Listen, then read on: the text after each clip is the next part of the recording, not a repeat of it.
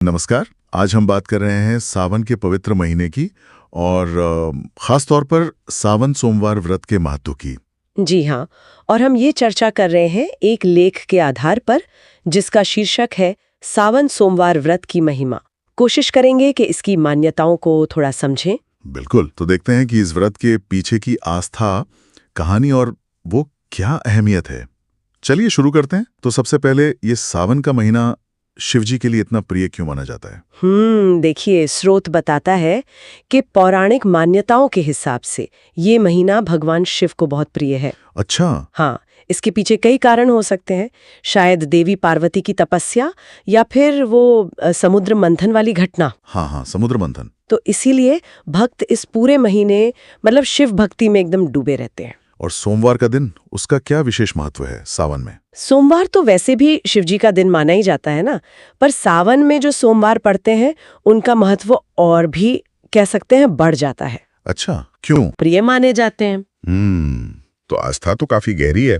अच्छा, स्रोत में कहानी का भी जिक्र था ना, कोई गरीब ब्राह्मण दंपत्ति थे। जी हाँ, बिल्कुल। कहानी कुछ ऐसी है कि एक गरीब ब्राह्मण और उनकी पत्नी थे। दोनों बहुत शिव भक्त थे, पर गरीबी थी तो ब्राह्मण ने सोचा कि चलो परदेश जाकर कुछ कमाया जाए। अच्छा, कमाने निकल गया। हाँ, और उनकी पत्नी घर पर ही रही और उन्होंने हर सावन सोमवार का व्रत पूरी श्रद्धा से किया, पति की सलामती और मतलब तरक्की के लिए। फिर कई साल बीत गए, ब्राह्मण ने अच्छा पैसा कमाया। जब वो वापस लौट रहा था तो रास्ते में एक शिव मंदिर में रुका। वहां कथा चल रही थी और पंडित जी सावन सोमवार व्रत को महिमा बता रहे थे कि कैसे ये व्रत रखने वालों की हर मनोकामना शिवजी पूरी करते हैं। और तब उसे याद आया होगा। हाँ, बिल्कुल। उसे एकदम से याद आया कि अरे, मेरी पत्नी भी तो यही व्रत रखती है। हाँ। तब उसे यह एहसास हुआ कि उसकी ये जो सफलता है, ये जो धन कमाया है, इसमें कहीं ना कहीं पत्नी की भक्ति और उस व्रत का ही हाथ है। वाह। घर पहुंचकर उसने पत्नी को सब बताया और फिर दोनों ने पक्का किया कि अब से हमेशा ये व्रत रखेंगे और दूसरों को भी बताएंगे। ये तो बड़ी दिलचस्प कहानी है। इसका मतलब सिर्फ ये नहीं कि आपकी अपनी आस्था काम कर दिया। हाँ, यहाँ दिलचस्प बात यह है कि ये कहानी इस पर भी जोर देती है कि कैसे एक व्यक्ति की श्रद्धा, जैसे पत्नी की, दूसरे के जीवन पर भी अच्छा असर डाल सकती है, भले ही वो दूर हों। बिल्कुल, भले ही वो साथ ना हो। ये दिखाता है कि आस्था का असर सिर्फ खुद तक नहीं रहता, वो फैलता है। ये तो बहुत गहरा पहलू है। मतलब ये सिर्फ अपनी इच्छा पूरी करने के लिए नहीं है, इसका एक कह सकते हैं पारिवारिक या सामाजिक जुड़ाव भी है। सही कहा। और शायद यही विश्वास इस व्रत को इतना अद्भुत फलदायक बनाता है भक्तों के लिए। ये सिर्फ एक पूजा नहीं रह जाती, ये श्रद्धा, विश्वास और आशा का प्रतीक बन जाती है। और इससे फिर जीवन की मुश्किलों का सामना करने की हिम्मत भी मिलती है। तो इस आस्था को प्रकट करने का तरीका क्या है?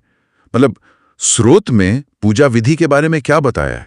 क्या बहुत मुश्किल है? नहीं, स्रोत में जो विधि बताई है वो काफी सीधी साधी है।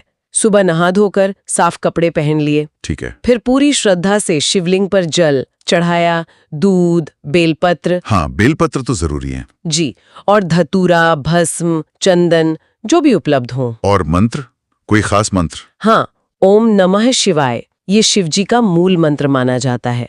इसका 108 बार जाप करने को कहा गया है। 108 बार? अच्छा। और साथ ही सावन सोमवार व्रत की कथा सुनना या पढ़ना, वो भी पूजा का एक जरूरी हिस्सा है। और आखिर में आरती करके प्रसाद लेना। तो मतलब विधि सरल रखी गई है ताकि ज्यादा से ज्यादा लोग कर सकें, पर हर चीज का अपना एक महत्व है जो श्रद्धा दिखाता है। बिल्कुल सही।